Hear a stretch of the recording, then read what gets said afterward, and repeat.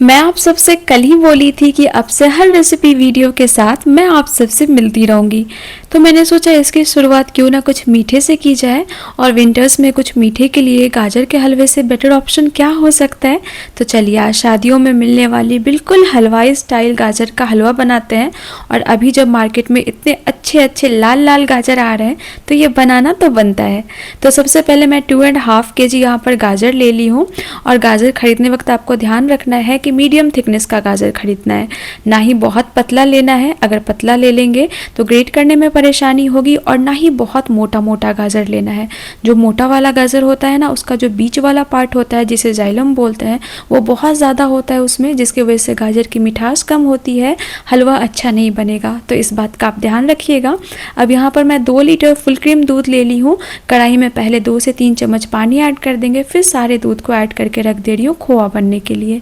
अगर आप मेरी वीडियो पहले से देखते हैं तो आप लोगों को पता होगा कि मैं मार्केट का खोआ यूज़ करना प्रेफर नहीं करती हूँ, क्योंकि आजकल उसमें वेजिटेबल ऑयल्स बहुत ज़्यादा होते हैं, जिसकी वजह से खोआ का टेस्ट कम और डालडा का टेस्ट ज़्यादा आता है।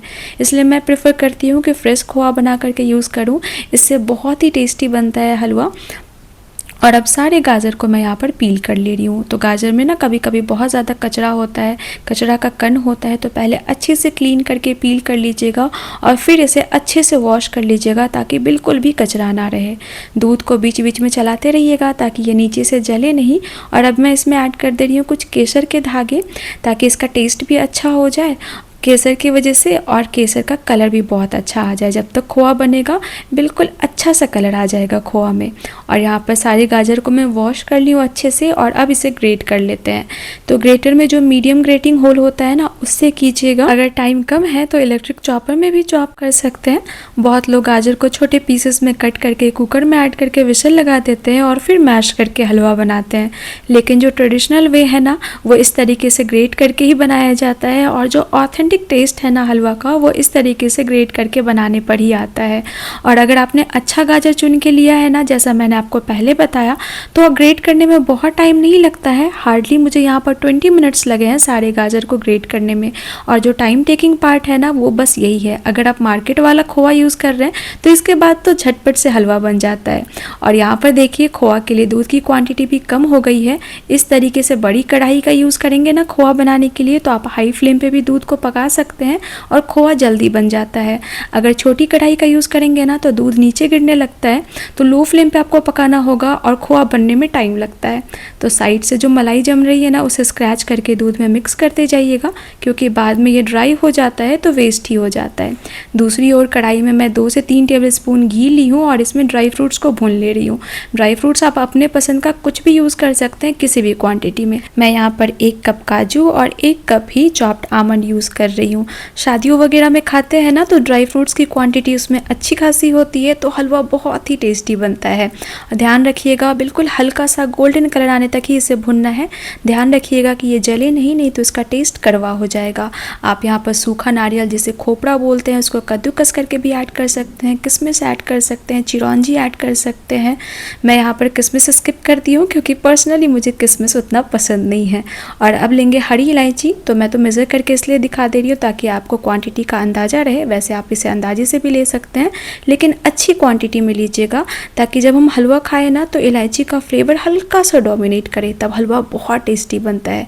मैं यहाँ पर टोटल वजन में 10 ग्राम हरी इलायची ली हूँ। इसे हल्का सा भून करके फिर इसका फ्रेश पाउडर बना करके यूज़ करेंगे हलवा में। और ध्यान रखिएगा कि इस तरीके से फ्रेश पाउडर बना करके ही यूज़ करना है।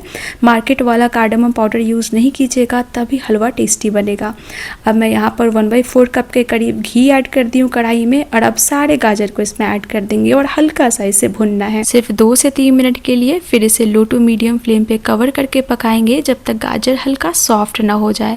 और दूसरी ओर खोआ भी रेडी है। फ्लेम को मैं ऑफ कर दी हूँ। कितना अच्छा कलर आ गया है। इस तरीके से खोआ बना करके ना आप 1 वीक के लिए स्टोर भी कर सकते हैं, और जब भी कोई हलवा बनाना हो, कुछ मीठा बनाना हो, तो यूज़ कर सकते हैं। अगर आपको खोआ मिठाई के लिए बनाना है तो आप इसको थोड़ा और ड्राई कर लीजिएगा, फिर यूज़ कीजिएगा मिठाई में। और यहाँ पर 2 से 3 मिनट हो गया था। गाजर का कलर देखिए चेंज हो गया है, गाजर थोड़ा सॉफ्ट हो गया है। तो अब हम गाजर को पकाएंगे। अभी तक हमने सिर्फ इसे भुना है, अब गाजर को पकाना है। तो इसके लिए मैं 1 लीटर दूध दूध को पहले ही बॉईल करके फ्रिज में रख दी थी। अच्छी सी मलाई की लेयर भी जम गई है इसके ऊपर। तो अब दूध को ऐड कर देंगे और इसके ऊपर जो मलाई है ना वो भी सारा ऐड कर देंगे और दूध में ही इसको पकाना है। यहाँ पर फुल क्रीम दूध का यूज़ की थी मैं, फुल क्रीम दूध में ही इसको बनाइएगा।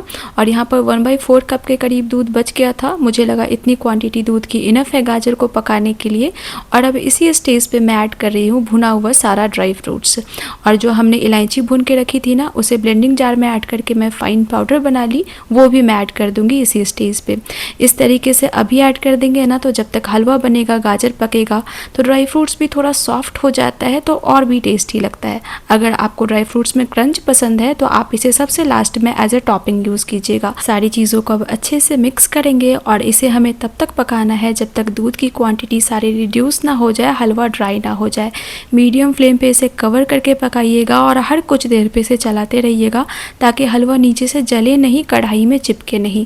ये देखिए अब ये ड्राई हो गया है, लगभग 7 से 8 मिनट हो गए हैं मुझे इसे पकाते हुए। तो अब जो हमने खोआ बना करके रखा था वो ऐड कर देंगे।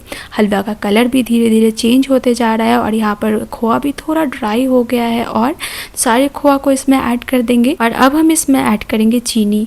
तो 3 कप चीनी यूज़ की हूँ मैं। जो खोआ हमने यूज़ किया है उसमें भी चीनी नहीं है तो ये परफेक्ट था स्वीटनेस के लिए। वैसे अगर आप कम मीठा खाना पसंद करते हैं तो हाफ कप चीनी कम यूज़ कीजिएगा।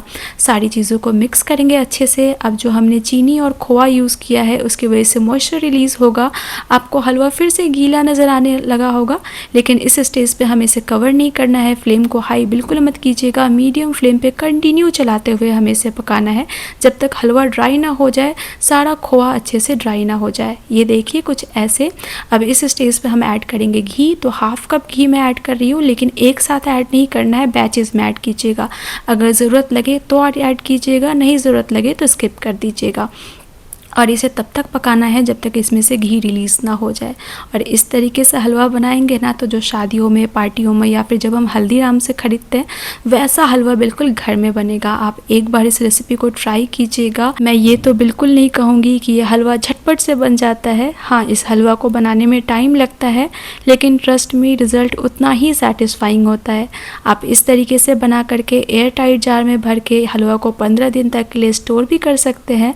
और इस विंटर सीज़न में मैं ये फर्स्ट टाइम बना रही थी, इसलिए मैं सबसे पहले भोग के लिए निकाल ली। आप लोगों को रेसिपी कैसी लगी, वीडियो कैसी लगी, कमेंट में ज़रूर बताइएगा। वीडियो अच्छी लगी हो तो लाइक करना बिल्कुल नहीं भूलिएगा। फैमिली एंड फ्रेंड्स के साथ शेयर कीजिएगा। और आप लोग मुझे कमेंट में सजेस्ट भी कर सकते हैं कि मैं आप सबसे कौन सी नेक्स्ट रेसिपी शेयर करूँ। मैं एक ऐसी अच्छी रेसिपी के साथ मिलूँगी नेक्स्ट वीडियो में। बाय।